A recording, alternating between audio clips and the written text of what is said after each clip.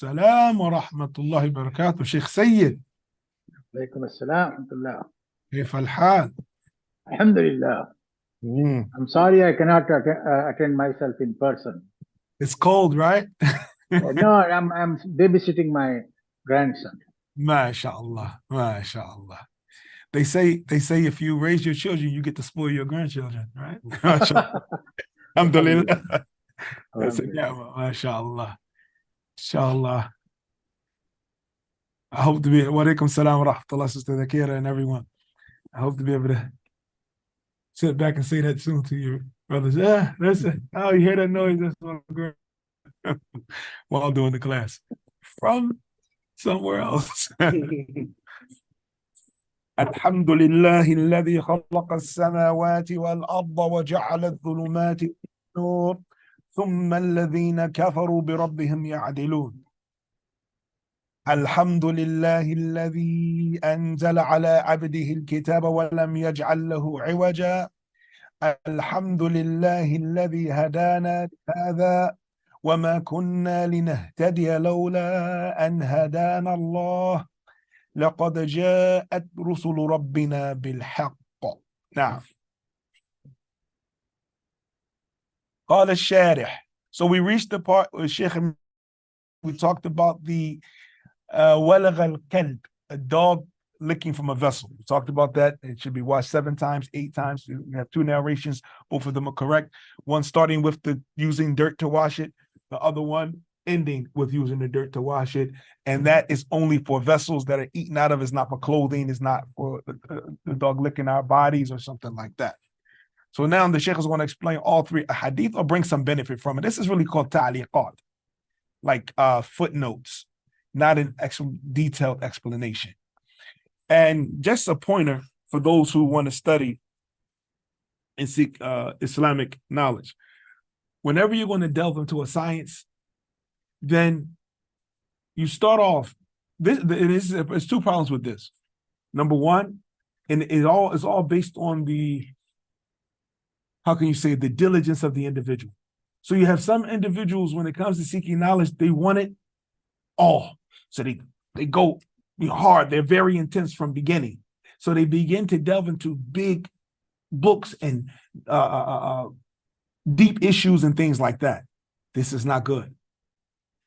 Also, you have others who they don't have the same diligence, so they begin with abridged like that, and they stay there.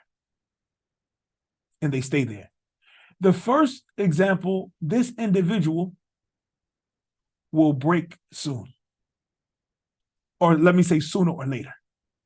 It's not going to be able to do it. Allah Ta'ala told the Prophet ﷺ, Inna sanulqi alayka qawlan thaqila. We're going to send down upon you a heavy word. لو أنزلنا هذا القرآن على جبل لرأيته خاشعا متصدعا من خشية الله. If this Quran was sent down to a mountain, you would have seen it crumbling out of fear of Allah subhanahu wa ta'ala. So this ilm is heavy. That's why Allah Ta'ala said, what? Ya Yahya, khudh al-kitaba biquwwa. Seize the book with strength. It takes strength. So a person has to pace himself. He begins with the small things first. And yes, he will begin with abridged things in the beginning in order to give himself an introduction. And the best beginning before reading any book, and we talked about this in the beginning of reading, studying Husn al-Muslim, is that the person reads the introduction, the foreword, the table of contents, and the glossary of the book. This is getting yourself familiar with the book you're about to get into. What is the author talking about? How many chapters are in the book? What subjects are he going to discuss in each chapter and things like that? Also, one of the benefits, or some of the benefits, let's say, for doing this, reading the glossary, the preface, the introduction, the table of contents, and all of that, is that also you know when to study a book, because it depends on the person. Some people are book lovers. So even if they're not going to study that book, they'll buy it in order to establish an Islamic library. And it's, you should have an Islamic library. Every Muslim household should have an Islamic library. However, how should that library be organized? The way a person's books are organized in their library gives you a peek into their understanding of what they have. So first and foremost, the most proper and detailed organization of your books in your Islamic library should be based on what you are actually learning. So the books that you are actually learning should be first. And then they should be organized in succession.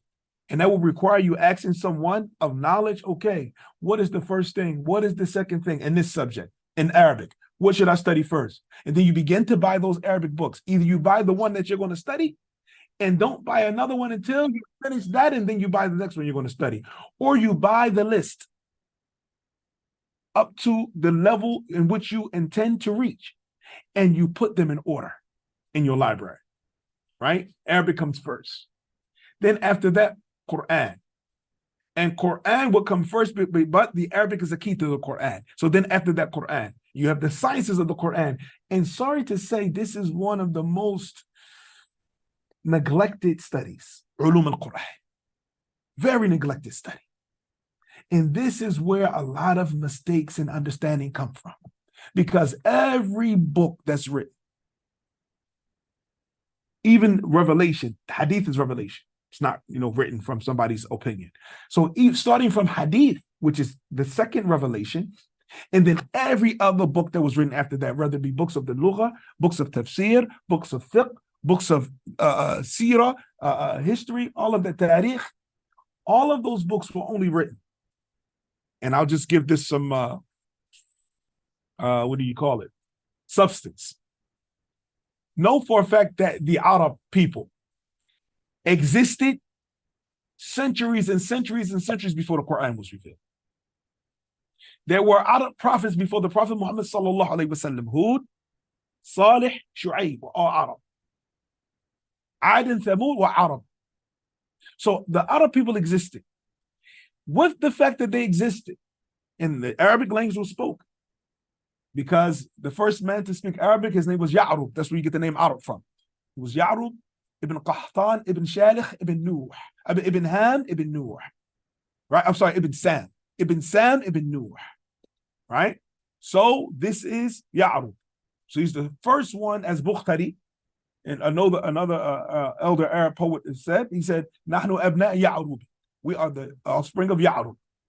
These are the Arab. So they spoke Arabic. So never did anyone write a book on Arabic grammar, morphology, eloquence, the balagha. Nobody wrote a book about Arabic. The Arabic existed. Books of history, books of biographies didn't exist. They would narrate it, but it wasn't collected in books. All of these things began to be written after the Quran was revealed.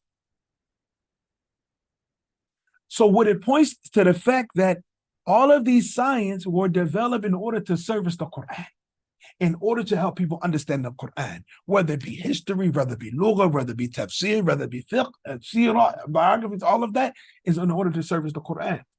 So what happens is that if a person does not grasp an understanding of the Quran, when he goes into those books, he becomes confused because he doesn't know what the author is talking about. Why? Because the author is referring to something in the Quran, but he doesn't have a relationship with the Quran. So now he's like, I don't see how the Sheikh, where did he get that from? It's an ayah he's talking about. I don't care if it's a weak opinion or a strong opinion. He's referring to an ayah, but he's not mentioning the ayah, especially if you study fiqh according to the madhab of the fuqaha. It's rare that they're going to mention dalil. They're going to say it because they're mentioning the tarjih. They're mentioning the opinion that they have arrived at. That's how the fiqh of the fuqaha, that's how it's done. You're getting the result of the scholar's research. You open up a book in Maliki fiqh. You're getting the results of the scholars of Malikiyya, the result of their research. They're saving you the trouble of doing the research, saying this is what we arrived at after studying the Quran with Sunnah. Hanabila, same thing. This is the result that we arrived at after studying Quran with Sunnah, and so forth and so on. So in order to understand that, you have to understand the Quran. So it's the Lugha first, because you can't understand what the Quran without Arabic.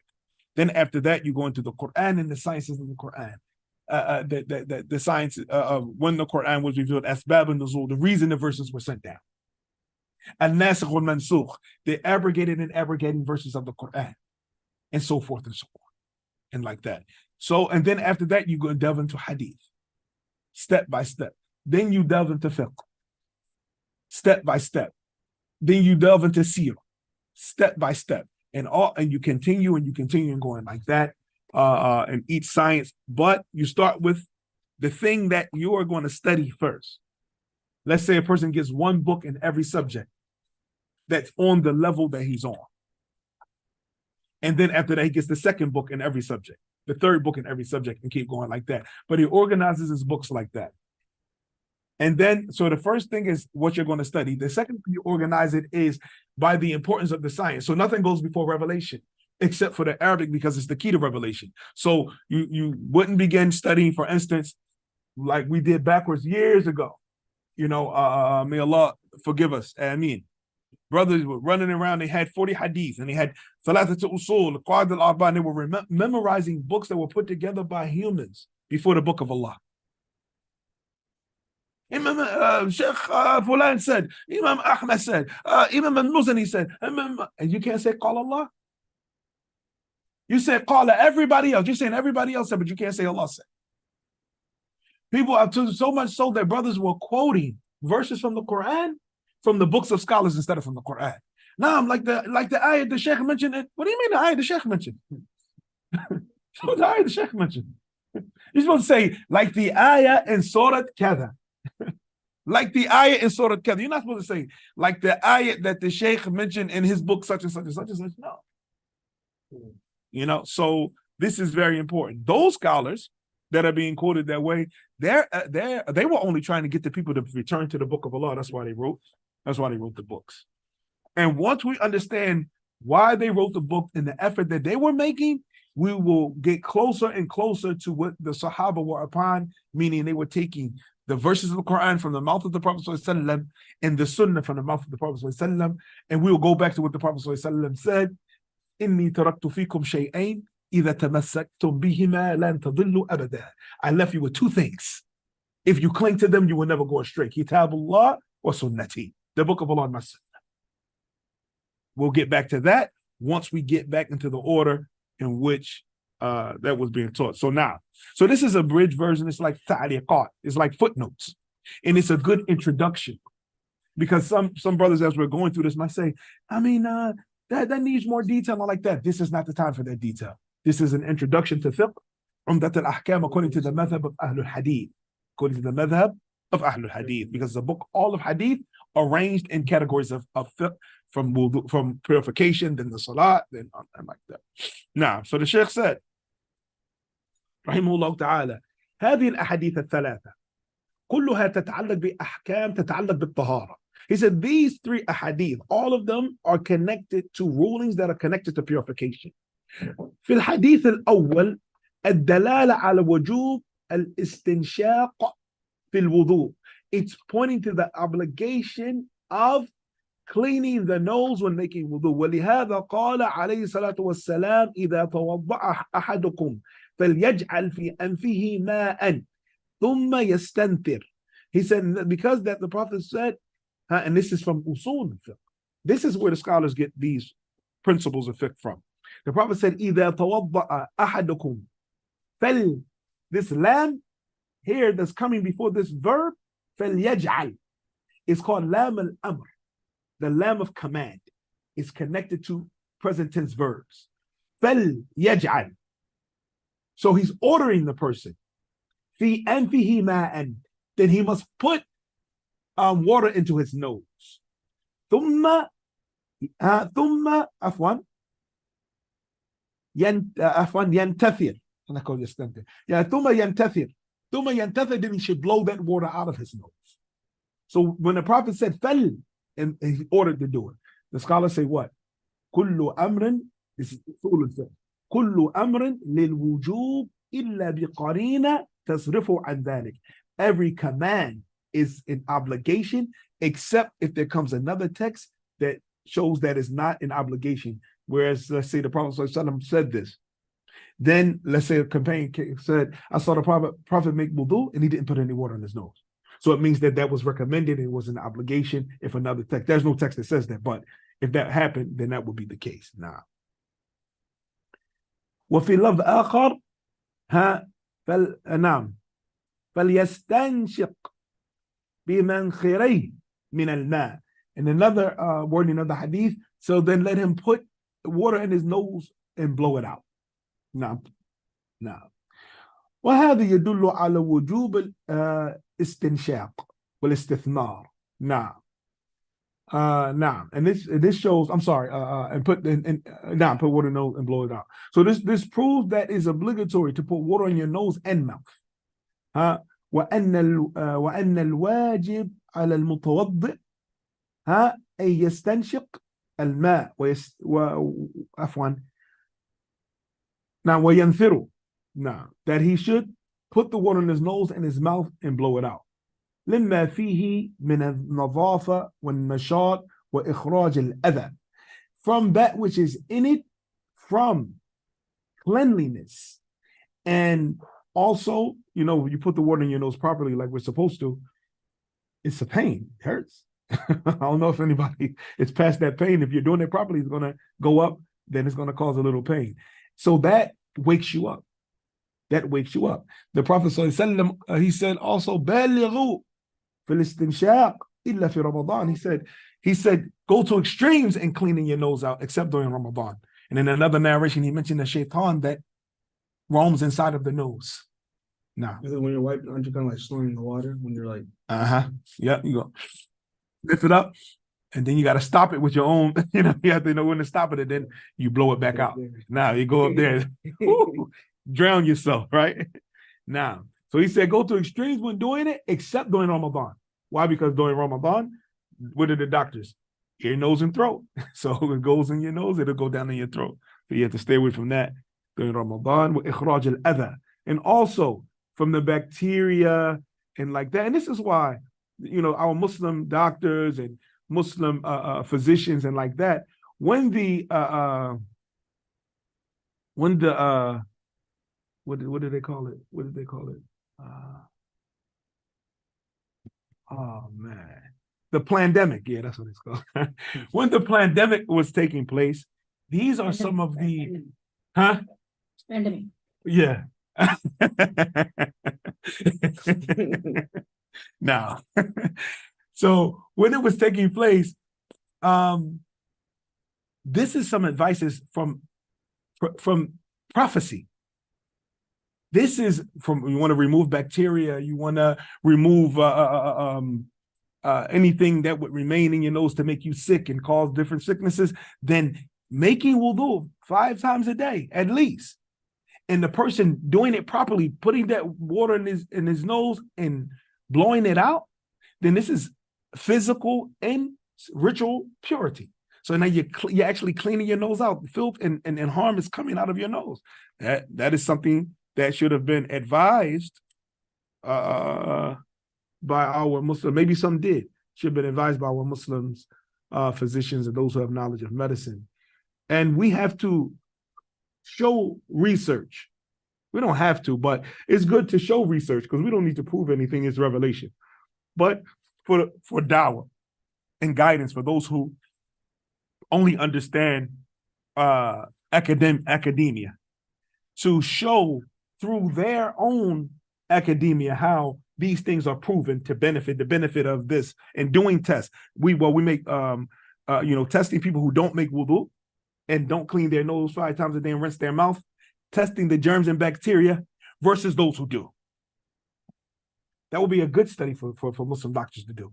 Test how much bacteria and filth and disease is in the nose and mouth of those who don't make wudu versus those who do make wudu. Subhanallah. Assalamu Alaikum assalam. Abbad. Nah, they did this test in Columbus, Ohio. And they found that during the pandemic, they did this, and they found the doctor actually said that Muslims are 9 times more cleaner than people who are not Muslim. And the reason is because of they make ablution 5 times a day or more. And they were saying that they found that most of the people who did not contract the virus were Muslims. Subhanallah. Subhanallah. I didn't know that. Barakallah fiqh. No, And this is a message for those who don't pray or or miss salah and don't make them up, that they are missing wudu. So they're becoming dirty like the kuffar by making wudu, by not praying. So this shows that this is even more important. Subhanallah. Jazakallah khair. Now, he said, وَهَكَذَا بقيت فروض الوضوء ما عاد الرأس. He said, والواجب مرة واحدة. He said, and it's obligatory to do it one time. وإذا كرر ثلاثا. And if he was to repeat it, then 3 times, فهو أفضل. Repeat it 3 times, and that is better. وهكذا بقيت فروض الوضوء. And like that, the rest of the obligatory acts of wudu, ما عاد الرأس, except for the head. السنة ثلاثا. والواحدة مجزئة كافية. He said the sunnah is 3. And 1 is rewarded and is sufficient. وإن كرر ذلك 2 كان أفضل. And if he did it twice, it will be better. والكمال 3. And 3 is for completion. أما الشيء الواجب فهو واحدة. As for the thing that is obligatory, then it's once. غسلة واحدة لوجهه ويديه. وهكذا المضمضة مرة واحدة. واستنشاق واحدة. المضمضة, that's the rinsing of the mouth. It's 1 time, and also rinsing out the nose. كله يكفي. All of it is sufficient. لأن النبي صلى الله عليه وسلم توضأ مرة وتوضأ مرتين وتوضأ ثلاثا. Because the Prophet ﷺ, he made wudu doing everything 1 time, and he made wudu doing everything 2 times, and he made wudu doing everything 3 times. Now, فالواجب في الوضوء مرة. So what is obligatory to do it once. واثنتان أفضل والثلاثة أكمل. And this is, when you see this repetition that we're hearing right now from the Sheikh, know that in reality, Sheikh Ibn Baz rahimahullah ta'ala never wrote a book. Never wrote a book. So most of the things that you see that are books that attributed to Sheikh bin Baz are actually recordings that have been, what do they call it? When they take the recording, transcribe like that. So what happens is the transcriber, what you have to do if you're going to transcribe one day, right? So you understand that people speak different than they write. So if you're going to turn a lecture or audio into a book, when people repeat like that, and like when we keep reading what the Sheikh is doing, unless it's actually for emphasis, but if he's doing it basically just in his style of speech, then you would omit that part, and that's not considered deception. You would omit that part, and if you feel that maybe he wanted it there, then you would present it to the Sheikh and say, listen, you had repeated that 3 times. I only put it down once, because that was sufficient, like that. No. إلا المسح, except for wiping the head. فإنه يمسح رأسه مرة واحدة ما أذنيه. And so, except for wiping the head, he wipes his head 1 time, and including his ears.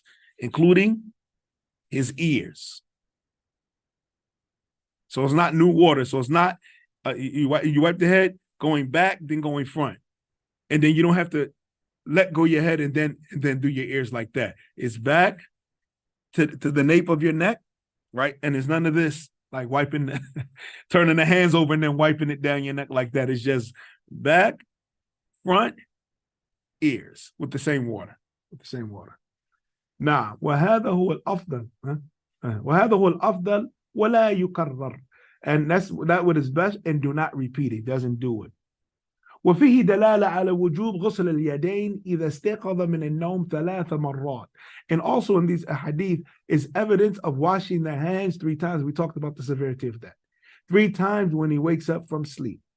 لأن الرسول صلى الله عليه وسلم أمر بهذا. Because the Prophet صلى الله عليه وسلم ordered with this. ونهى عن إدخالهما في الإناء. And he also prohibited that you enter your water. This is, of course, there's no running water. However, the Prophet ﷺ mentioned 2 things. So a person doesn't say, because this is the danger right now of technology and the change of times.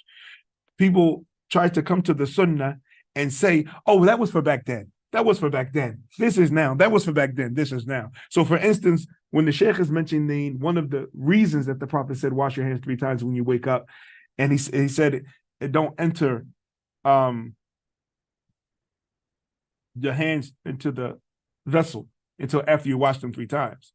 So now we have running water out of the spigot before you put your hands in. So now the water's running out of the spigot. Somebody say, oh, well, that was because of, putting your hands into the vessel. No, the Prophet ﷺ said, because you don't know where your hands were at when you were asleep. So that still exists, even though maybe people don't use containers to hold water in overnight. But if you go overseas, you'll still do it. But even though people may not hold containers, depending on what country you're in, people might not use containers to preserve water in that they use for wudu and cooking and like that. Because they use the spigot. But the statement of the Prophet ﷺ, you don't know where your hands have been. So you're washing them 3 times to clean them for where they may have been when you were asleep. That still applies. Nah, jazakallah khair. Nah. وَنَهَى أَنْ إِدْخَالِهِمَا فِي الْإِنَاءِ, and he prohibited putting them into the container إِلَّا بَعْدَ غَسْلِهِمَا ثلاثا, except after washing them 3 times. فدل ذلك على وجوب غسلهما عند قيامه من نوم الليل. And the Sheikh is being very specific here. He said that this shows the obligation of washing both hands when you wake up from sleeping at night. واختلف العلماء هل يلحق نوم النهار في ذلك أم هذا خاص بالنوم الليل. Now, he said, and the scholars have differed. Is sleeping during the day the same as sleeping during the night, or this specific to the night? وَالْأَقْرَبُ وَاللَّهُ أَعْلَمُ أَنَّهُ يَعُمُّ.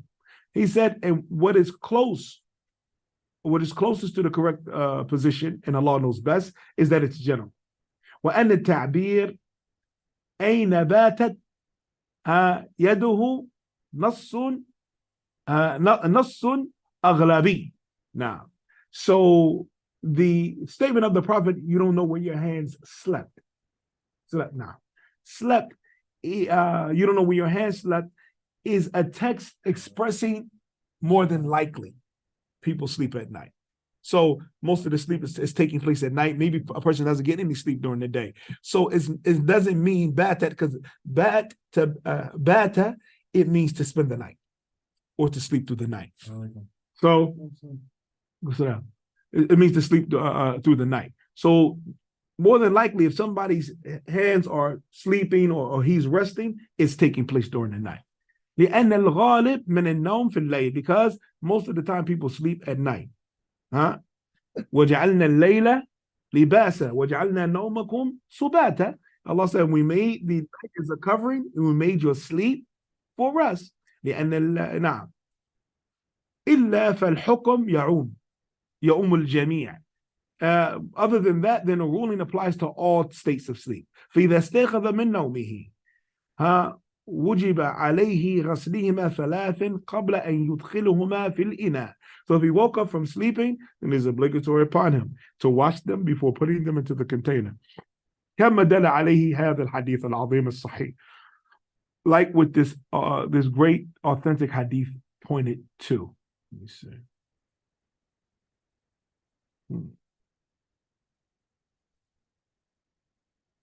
No. That was the explanation for the first hadith.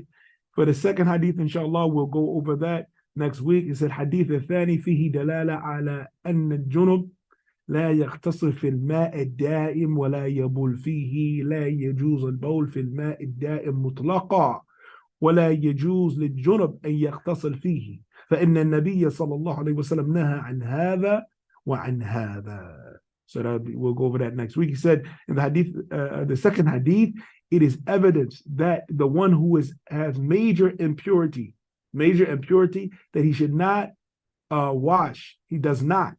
It's not permissible for him to wash in stagnant water, nor urinate in stagnant water. It's not permissible for him to urinate in stagnant water, period. Because yeah, so he cannot urinate in stagnant water, period, and it is not permissible for him to wash in it, because the Prophet ﷺ prohibited both of them, urinating in stagnant water and washing in stagnant water. And we'll go over the details of that explanation next week, inshallah ta'ala. Hadith al-Thani. Not Hadith al-Thani, page 69.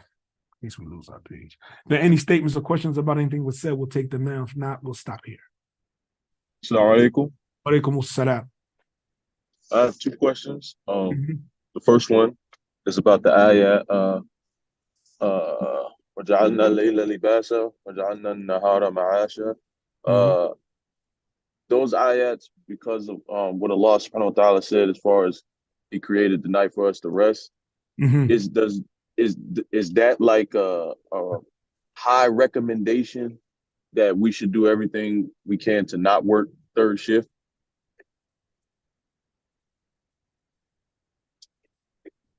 It's no order in the verse. Okay. There's no order in the verse. So we can't call it a recommendation. We can't call it an obligation, but we can call it the fitrah, that this is natural. The natural thing to do is sleep at night. Why? Because Allah said, وَجَعَلْنَا اللَّيْلَ لِبَاسًا. He made the night as a covering. And then He attributed the sleep to that. وَجَعَلْنَا نَوْمَكُمْ سُبَاتًا. Right? And we made your sleep for rest. So He connected the rest and sleep to the night. So then this is fitrah. This is fitrah. Now, so we can say it's the fitrah, but we won't say it's obligatory or highly recommended or anything like that. No. وَجَعَلْنَا النَّهَارَ مَعَاشًا. مَعَاشًا من عيشة. من العيشة والمعيشة. It's like Allah Ta'ala made, not like it is, like what He said. He made the daytime to seek livelihood. To livelihood. He uncovered it, exposed the daytime so people to seek livelihood. And then you look at all of the verses about seeking refuge from the night, from the darkness as it spreads and like that, then this is not a time we're supposed to be out and about. Naturally, this is not a time to be out and about. But, it just shows that we have to break away from the atmosphere that was invented by the creation of Allah Ta'ala that don't believe in Him and return to the atmosphere that Allah Ta'ala created. These people, they're striving and working night and day and all of that. These people, because as the Prophet said, this dunya is their job to achieve as much as they can and much as they can in it is possible. Whereas the Muslim, our ultimate achievement is Jannah in the Akhirah. So the Prophet, when the Sahabi asked the Prophet, tell me something that if I did it, Allah will love me and the people will love me. The Prophet said, izhad fi dunya yuhibbuk Allah. He said, decrease what you need or you want from the dunya and Allah will love you. Wazhad fima inda nas yuhibbuk an-nas. And ask for what the people's things. Decrease your need for what the people possess and the people will love you. So, leaving off the dunya. The Prophet ﷺ said, Kun fi dunya ka'annaka gharib or abid as-sabil. Be in the dunya like you're a stranger or a traveler.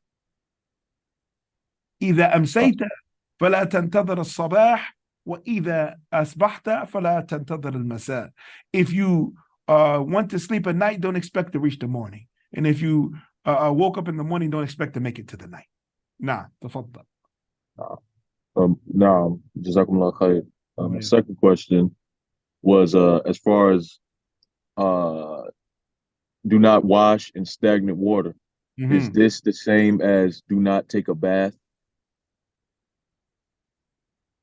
Say that again? Would an example of that is like taking a bath? We shouldn't take baths. A ghusl. So a ghusl, the water has to run off your body and run and it has to run away. So if a person, the way the hadith actually was worded is do not urinate in stagnant water and then bathe it. Do not urinate in stagnant water and then bathe it. So the Shaykh said the Prophet prohibited this and that. So a person can take a bath and get in a bath, but that's not ghusl. That's not ghusl. The stagnant water, he filled the tub up and locked the tub. Okay, that's not ghusl. So he lets the water out, and then when he makes the ghusl according to the sunnah, with the steps according to the sunnah, and people have to be careful because ghusl is with a niyyah.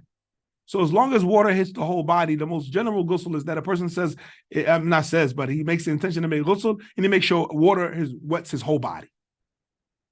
And then according to the sunnah, of course, the ghusl is, the washing the private parts, the making of wudu and all of that. So letting water run down the right side of his body and the left side of his body, and then leaving his feet until after he's done. So this is ghusl according to the sunnah. So now this ghusl requires the water to run across your body and leave your body and like that. So yeah. A person, if he takes a bath, he can take a bath all he wants, but that's not ghusl. That's not ghusl. Wallahu a'la wa a'la. After the, No. you have to do the wudu again. Hmm? After you take the shower, Mhm. that's also, Yeah. and then you have to do the wudu again. Yeah, if you're going to prepare for a prayer, you want to be in a state of wudu, then ghusl only removes major impurity. It doesn't remove minor. So a person can't, because wudu is different from ghusl. Wudu has an obligatory what do you call it? Order. So that's wudu. So a person can jump in the sea with the intention to make ghusl and have ghusl. But he can't jump in the sea with the intention for wudu and have wudu. Nah. Sheikh, excuse me. 1 minute. The shower Sheikh is Said. not enough. Huh? We have to do wudu separate. No, shower is not enough. The person has to make wudu. Wudu If the person takes a shower and he, let's say he doesn't intend to make ghusl, just intends to wash up, he came from the gym or whatever, he doesn't need ghusl. So he takes a shower. He has to, in order for him to be in a state of purity for the salat, even if he takes a whole shower, water reaches his whole body, he has to make wudu. Nah, Sheikh Sayyid. Yeah, the procedure which we have learned is that first you make clean your body parts, make wudu, and then put on water on both the shoulders and head, and make sure that you're with the wudu you are washing your feet also. So after doing the ghusl or shower, we don't need to make a the masa or the final wuzu. I heard like that. Okay, if a person made the ghusl, according to the sunnah, it's going to include wudu. Yes. Nah. So if that's what you're saying, then yeah, this is true. But if a third person takes a shower, it's not going to include wudu. So they have to make wudu if they intend to pray afterward or like that, or they'll have to come back and make wudu later when the salat comes in.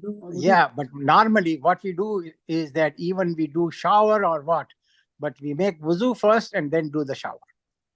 Okay, that's fine. That's not then. That's fine. That's not ghusl according to the sunnah. That's not how it goes according to the sunnah. That's making wudu and taking a shower. Yeah, that's what we do. Yeah. So, but just know that that's not the tartib, the order. That's not the order of the Prophet. The order of the ghusl that the person goes in. Now, the person goes into the shower and he makes sure water touches every part of his body, right? And then he makes the madmama istinshaq. He makes wudu, basically. Then he lets water run down. Well, if he's making ghusl from janaba, why is he making ghusl? Because it's going to be different. If you're going to make ghusl from janaba, meaning intercourse or something like that, then he starts with washing his private parts with his left hand, and then he washes his left hand, right? And then after that, he makes the istinshaq with madmada. Then he washes his face. He makes a complete wudu. He makes wudu. He doesn't do his feet. Then he lets water. No, he doesn't do the feet. Then after that, he lets water go down the right side of his body. He lets water go down the left side of his body, and then after that, he steps out and he does his feet. That's ghusl, as we're going to see from the hadith, inshallah. That's ghusl. Now, but usually we do wudu and then take the complete shower right, left. Right. So making wudu and then taking a complete shower is fine, but that's not ghusl according to the sunnah. Yeah, that's not ghusl according to the sunnah. But anytime a person makes the intention for ghusl and water touches his whole body from head to toe into his hair and his toe, and then that's ghusl. That's the obligatory ghusl. So the obligation of ghusl is that a person goes into the water with the intention to raise major impurity off himself, and the water touches his head down to his scalp and his body down to his feet. That's ghusl. So that's ghusl, obligatory ghusl in the Quran. According to the sunnah, like I described, he washes his private part first with his left hand, then he washes his left hand, then after that he makes the istinshaq, washes his face, his fingertips up to the elbows, head, right side of the body from the head on down, left side of the body, head on down, steps out and does his feet. That's ghusl. That's ghusl. No. Jazakallah khair, Sheikh. I have a question. No, I want to know I want to know if it's innovation. If you wash the right side of your body 3 times and the left side of your body 3 times, is that innovation or is that not permissible? Like, because I've heard that for the ghusl as No, well. no. The ghusl 3, yeah, 1 time, 2 times, 3 times. Yeah. No, that's not bid'ah. That's not bid'ah. No. Okay, jazakallah khair. I mean, why? No. Any other questions? No. Inshallah, when we're going through the book of Tahara, so we're going to go through ghusl, and I do want to give a heads up that because we're reading through the explanation of Sheikh Ibn Baz, then of course Sheikh Ibn Baz in a lot of his conclusions is going to be Hanbali. He's from the scholars of the fiqh of Hanabila. He's a Hanbali scholar. So even though this is a book according to the madhab of Ahl Hadith, the one who's explaining his madhab is the Hanbali madhab. So you're going to see if a lot of his conclusions is going to be consistent with the Hanbali madhab. So that's another point to be aware of. So don't. Usually Hanbali and Hadith, they almost same. Nah. Almost. It's true. As Sheikh Ahmed is saying that usually the Ahl Hadith and the Hanbali madhab is very close, almost the same. And most things it is that way. But I just wanted to put that out there so that if you heard, like our brother Tariq just mentioned, so if you heard another view, what we're saying here, this is not just an outright statement from the Prophet. It's only one way, because in the past we've been harmed and harmed others by believing that a view was deen, and then if we saw someone doing something else, this bid'ah, we were taught this way. No, now we're going to be exposed, inshallah ta'ala, to other ways, and these are one of the issues, like the number of times and like that, and the tartib. These are one of the issues that is very, how can you say it? It's not that strict. It's not so strict that the point it could cause animosity between the Muslims. It's not that strict. No, inshallah. But it's important that at least that we do it right, because a proper ghusl is going to affect the validity of your prayers. So ghusl has to be proper, and the very least is to wet your whole body with intentions. Now, I bet. Nah, Afwan. I got in this class a little late. I was trying to find exactly the where can I find this book? Like I know it's Umdatul Ahkaam, but who is the exact author that I'm looking for? Well, if you want the method or you want the book with the explanation? Well, both is possible. Okay, so I'll just send you the PDF. Nah, I'm okay. Jazakumullah khair. Inshallah. Yeah. But it's by Ibn Qudama. It's by Ibn Qudama, and the explanation is by Sheikh Ibn Baz. So before I'm okay. We usually gargle the mouth, that we take the water to the throat 3 times and then start the water. Wash hands, gargle the mouth, just reach the throat, is it? But why? Remember, when we do al-madmad wa istinshaq, they're together. So if somebody's gargling, then they should be rinsing their nose too, either one behind the other, or really better at the same time. Nah. So before the ghusl, is it mandatory to do this? No. If a person ate something that's greasy and he's preparing himself for salat, that's different. But other than that, no. The only thing before the actual ghusl is the washing of the private parts with the left hand, and then washing the left hand. No need to then after that, go straight into wudu. No need to gargle the mouth like this. No, there's no need to. You have to touch the throat, not touch the throat. No. That's no. They wash the hands. Yeah. We do 3 times rinsing the mouth. Yeah. And then we put in the nose. Yeah. Practically we do the whole wudu. And then we take shower. This is how I used to do. Okay. Remember, taking the shower has nothing to do with ghusl. No, we intend to ghusl. You intended to ghusl? Yeah. Okay, that's fine. If you let the water run down over your whole body, or the right and the left. Before I run the water, I do this like 3 times rinsing the mouth. And then putting in the nose. So while rinsing the mouth, we have to make sure that water reaches the throat. Okay. No need. Well, no, there's no need. No, there's no need for it. No. Just like the one that has to be done deeply is the rinsing the nose out. It's the shower. Nothing like to take the. No. I've been doing this inside. Because the rinsing the mouth, is just to clean, make something that maybe between your teeth and like that.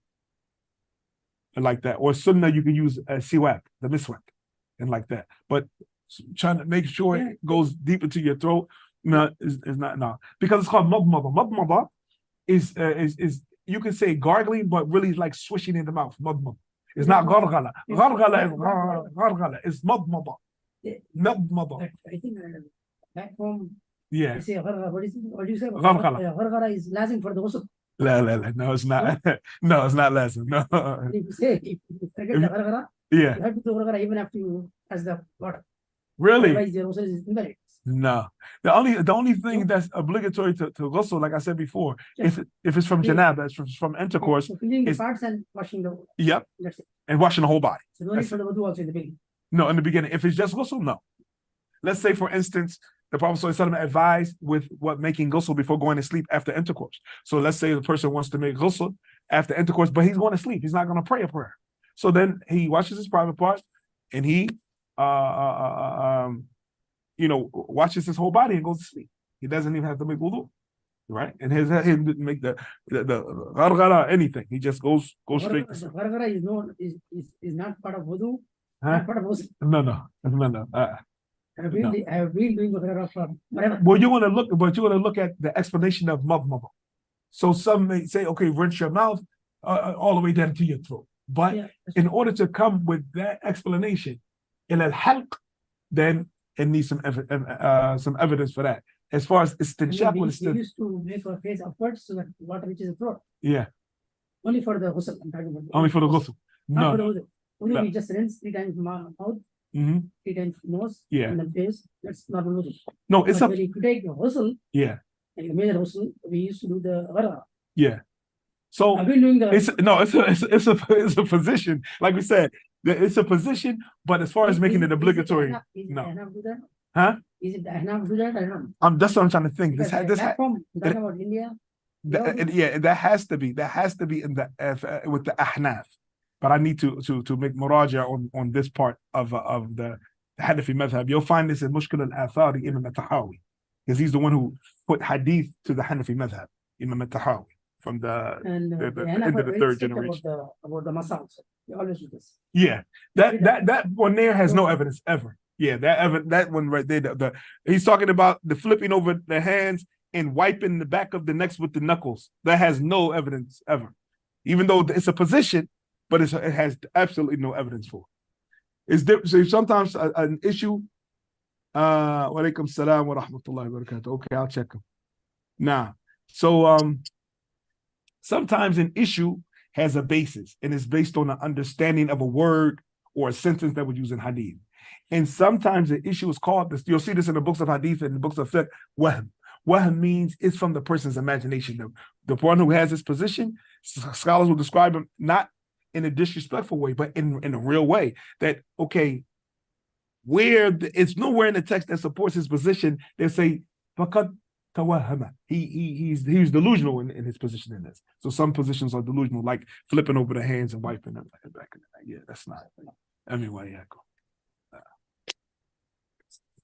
Assalamu alaikum, ya Sheikh. Wa alaikum salam wa rahmatullahi wa barakatuh. Is it possible we get the copy also, the PDF for the Umdatul Ahkaam with the explanation? Inshallah. Nah. So what I'll do, inshallah ta'ala, is Nah. I'll add it, I'll put it in the group so that everybody that wants it can have it, inshallah. Jazakallahu khairan. Barakallahu fikum. Wa fikum barakallah Abu Bakr. Naam. Nah, Allah yahfadukum. Nah. Okay, we'll stop here. هذا وصلى الله وسلم وبارك على نبينا محمد وعلى آله وصحبه وسلم والسلام عليكم ورحمة الله وبركاته.